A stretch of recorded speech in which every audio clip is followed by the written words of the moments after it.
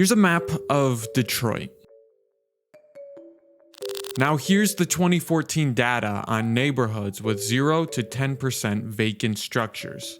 Here's 10 to 20%, and here's 20 to 40%.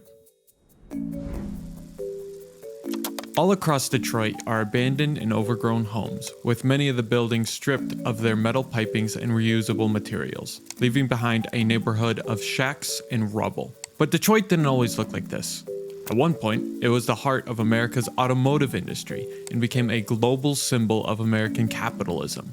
They were building mansions and cars, and people were everywhere. Thousands were coming in droves from all over the country just to be a part of it.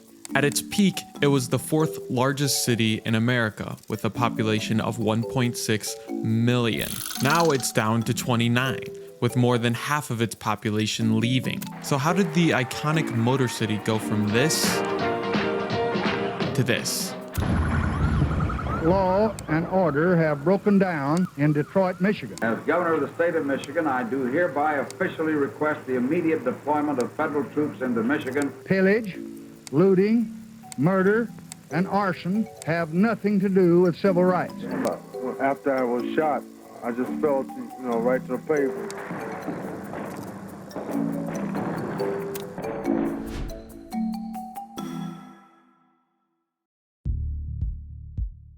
At the heart of Detroit's success was one man, and that man was named Henry Ford, and he was an innovator.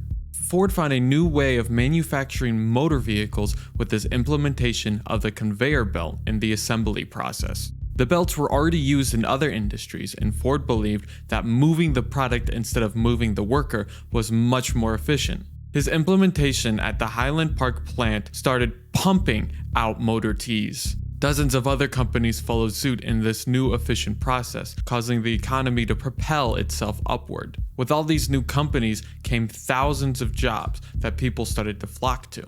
This is also where we see Detroit's increase in its black population. Before, almost all of the US's African American population lived in areas down south, where many were forced to work as underpaid sharecroppers due to economic pressures and racial injustice. When word got around that there were new opportunities, not only in Detroit, but in cities north and west from here, hundreds of thousands of black people decided to make the trek.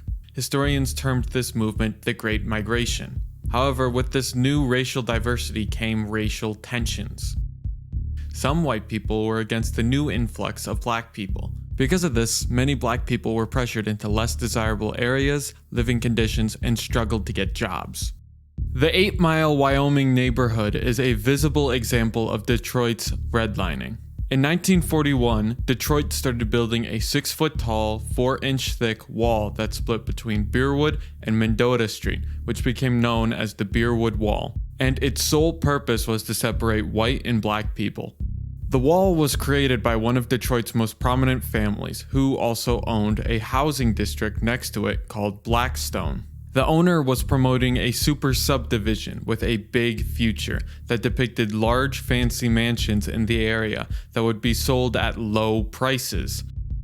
However, Blackstone was right next to a black neighborhood and believed that it would affect sales. With the approval of the FHA, they built a 6-foot wall that separated whites on the west side and blacks on the east. While there were some public outcry and newspaper reports on a charged wall built to separate races, for the most part, nothing was done about it. Today, it still stands, but it serves more as a mural and a reminder.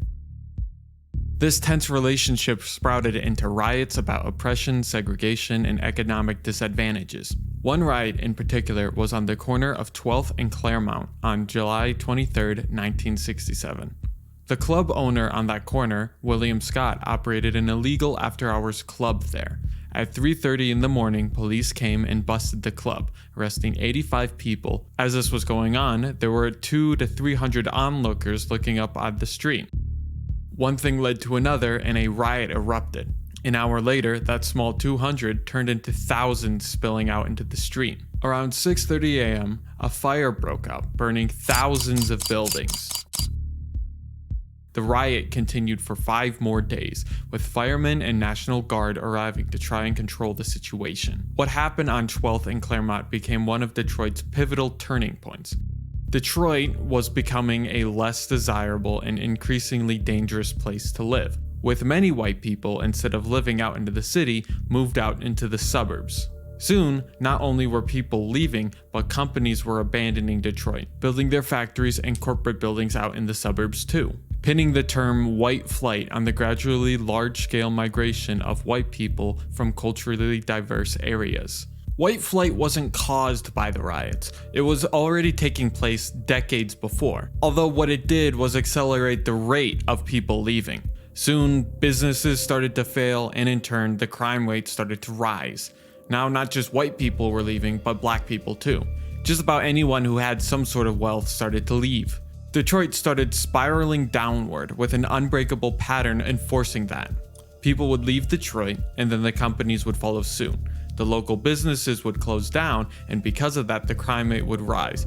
Then it would cycle back, causing more people to leave. This only worsened as Ford and other motor companies started to experience higher competition overseas. America started to make a transition from being a net exporter to a net importer. Overseas companies such as Toyota, Hyundai, Subaru, and Nissan were able to make cars for much cheaper, making them very popular brands in the US. The chances of Detroit becoming the auto hub it once was in its heyday were becoming obsolete. After decades of poor management and several recessions and an ever-shrinking population, tonight out of America's iconic motor city, Detroit, waving the white flag, the city filing for bankruptcy.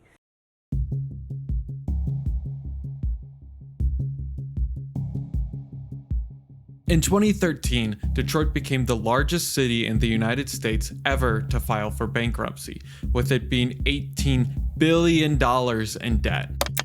Some of the ways it has combated its debt was by selling abandoned homes for prices as low as $100, pinning the term $1 homes. Although you really shouldn't buy them.